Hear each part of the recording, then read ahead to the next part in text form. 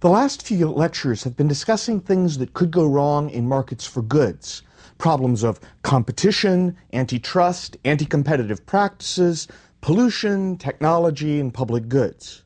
With this lecture, we shift the focus a little bit and begin to talk about problems that can arise in labor markets, specifically problems that can arise when some people end up poor and other people end up rich. A market economy uses supply and demand to set prices, wages, and interest rates. It doesn't make any intrinsic judgments about the worth or the fairness or the justice of these outcomes. In such an economy, in the labor market, there are always going to be some people who are unlucky or disadvantaged or disabled or even just plain lazy, who end up with lower income.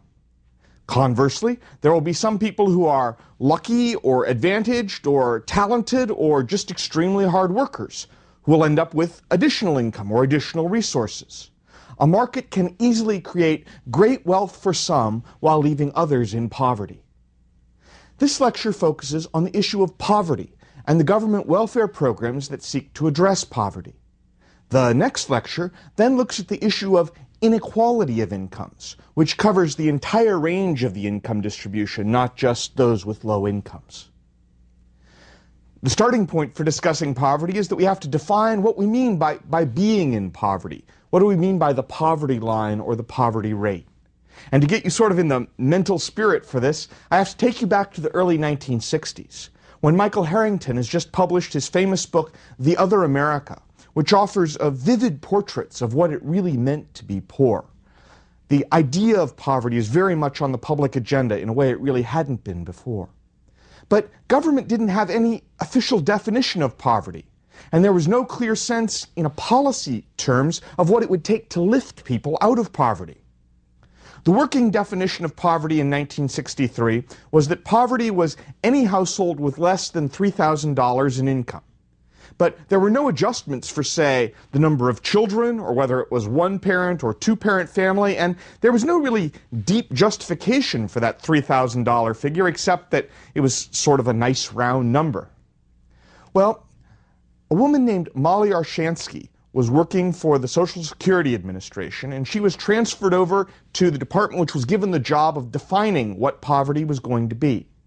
And she based her definition on two ideas.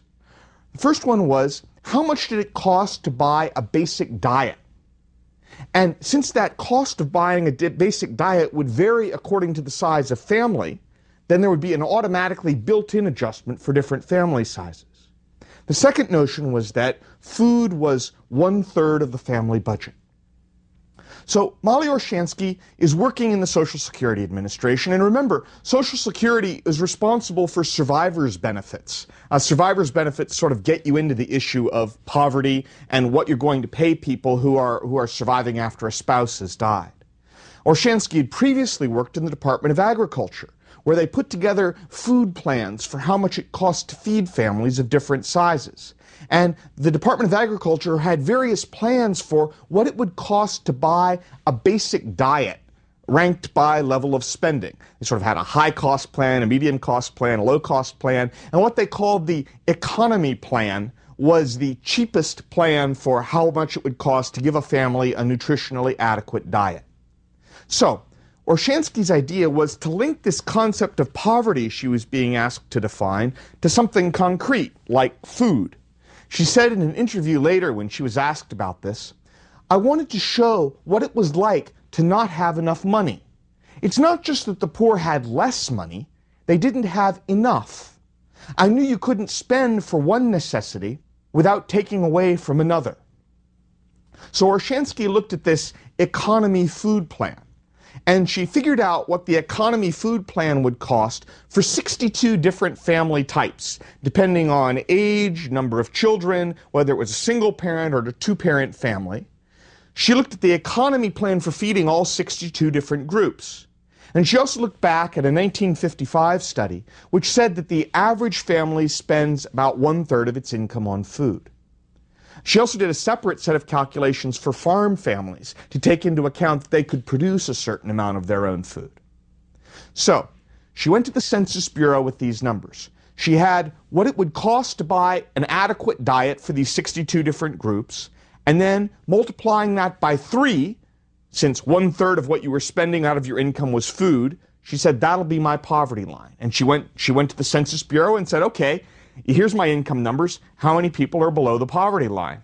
Now, to give you a sense of the state of play at this time, at that point, the Census Bureau had actually, they had published breakdowns of income by family size, but they had never before broken down income taking number of parents or gender of head of household or age of the children into account. And it actually cost them about $2,500, which is close to the poverty level income for a year, to find out how many people were below Olshansky's poverty line. And they found out that in that year, by that poverty line, about 20 million children were living in households that were below the poverty line. Now, this general way of looking at what the poverty line meant spread very, very fast. It was being used in prominent government reports as early as 1964, and by 1969 it actually became the official definition of the poverty line. And ever since then, the poverty line has remained basically the same as what Olshansky defined back in the early 1960s. Now, there have been some minor changes. The separate poverty lines for farm households and for female-headed households were abolished in 1981, and Olshansky's original poverty line went up to 7 children. It's now been expanded up to 9 children. Olshansky liked to emphasize when she talked about the poverty line that the actual amounts in the poverty line were really not a heck of a lot of money. And she would do sort of simple long division to show that. Let me give you a modern example. In 2003, the poverty line for a family of 4 with 2 parents and 2 kids is $18,660. Now, let's say that they spend 1/3 of that on food, Olshansky's assumption. So that's $6,220 a year for food. With 365 days in a year, that's about $17 per day. With 3 meals per day and 4 people at each meal, that's an average of $1.42 per meal for the entire year. That's not what you would call an exorbitant standard of living. Now, any measure of poverty, including this one, will be subject to a range of potential criticisms. Let me give you some of the criticisms that have been raised about Olshansky's line. What's going on, for example, with this multiple that households spend 1/3 of their income on food? I mean, that was a study from the mid-1950s. By later in the 1960s, the average household was spending something like 1/4 of income on food, and now it's more like 1/5 of income on food. The share of income being spent on food has gradually declined over time. But we haven't sort of raised the multiple and taken the food expenses and instead of multiplying by 3, multiplied them by 4 or by 5. Why use the economy food plan? Actually, if you look in the documents of the time, the economy food plan was supposed to be for emergencies, like what you could really just barely scrape by with. Why not use the low-cost food plan or the moderate food plan that would be a little bit more reasonable in terms of what people actually spent on food? The poverty line that Olshansky set is increased each year for inflation. So it does rise with inflation over time. But should it also be increased to reflect economic growth and the fact that we're living in a richer society? After all, some part of our idea of what poverty means is relative to the other people in society. And so just increasing for inflation but not for economic growth doesn't take into account that relative feeling. Should the poverty line take modern technology into account? Should poor people have enough money to have access to cable TV or cell phones or broadband internet access at home? What about geographic disparity? Shouldn't the poverty level be a higher number in a high-income state like California or New York and a lower number in a lower-income state like Arkansas or South Dakota? The poverty line is measured on before-tax income. Should it take other factors into account? For example, if you get government benefits like Medicaid or food stamps, should those be added to your income when you're thinking about whether you're poor or not? What about help provided through the tax code, through tax credits, like this earned income tax credit we'll talk about later on in this lecture? That's not included because it's after-tax benefits, not before tax. Should a working poor family that doesn't have health insurance be viewed as having less income than a working poor family that does have health insurance, even if their income at the end of the year looks just the same? There was a National Academy of Sciences panels in the mid-1990s which looked at how poverty is defined. And their suggestion was that rather than basing it just on food, you should set the poverty line by looking at what the average household spends on a combination of food, clothing, and shelter, and then taking some percentage of that. So you would still link the idea of poverty to what it costs to buy basic necessities, but you would link it sort of in a relative way. That is, what the average person was buying would pull up what the poverty line was. Now, there's a lot of interesting philosophical things to think about what alternate poverty lines might make sense. And in fact, the Census Bureau publishes what the poverty rate would be if you use different kinds of definitions. But, you know, it's really useful to have a single poverty line over time, not to be changing the definition every year. Because if you change the definition every year, you don't know whether the poverty rate changed because of the definitional change or because of actual poverty changing. If you leave the definition alone, mostly alone, you can at least be pretty confident that changes in the poverty rate are telling you something about what happened in the economy.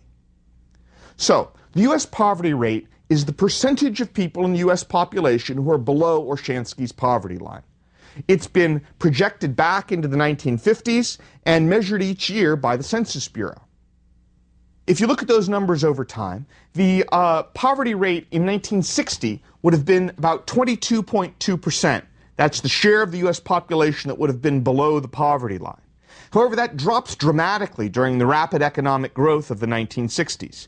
And by 1969, the poverty rate is down to only 12.1%. By 1973, it's down to 11.1%.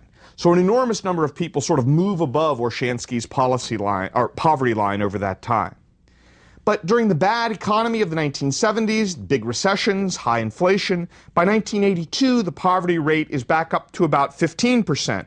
And in 1993, although it's fluctuated up and down a little bit, it's still about 15%. During the strong economic growth of the late 1990s, the poverty rate begins to sag down again, and by 2004, it's bounced up a little, but it's about 12.4%. Another way to say that in broad terms is there's a sharp decline in the poverty rate during the 1960s and perhaps into the early 1970s. But since then, the poverty rate really has not changed a heck of a lot. It's sort of been in that range of 15% in bad years with recessions, maybe 12% in good years when the economy's been growing for a while. However, the composition of who is poor has shifted over recent decades. It used to be that if you looked at who are the poor people, back in about 1960 or 1970, you could say in some ways, if you had to describe the poor in a word, you would say it's the elderly, because the elderly were disproportionately poor. But today, with help from Social Security and with help from Medicare and other programs for the elderly, it's no longer true that the poverty rate for the elderly is higher than the poverty rate for the rest of the population. For a while now, it's been true that if you want the group which is disproportionately poor, it's single mother families with children. My immediate reaction to the existence of poverty in a country as rich as the United States is to support government programs to assist the poor. My second reaction is still to give assistance, but also to give some careful thought as to how that assistance is provided and what incentives are involved. And sometimes when I'm thinking about this problem of incentives, I go back to this old statement. Give a man a fish and he'll eat for a day, but teach him how to fish and he'll eat forever. I don't know who actually said that. Some websites say it's a Chinese proverb, but as far as I know, that might actually be from China or it might be from a fortune cookie. But I would argue that when you're thinking about poverty, that statement contains both a great truth and a great dilemma. Now, here's the great truth. It's better if people can earn their living than if they just keep getting handouts. Better to teach them to fish than just give them fish. And here's the great dilemma, or what my old philosophy professors used to call a tension. There's a tension between giving people immediate assistance and helping them learn how to help themselves. What is the man supposed to eat while you're teaching him to fish? I mean, it's nice to teach him how to fish, but it's going to take him a while to learn. You're going to need to give him fish for a while he's learning.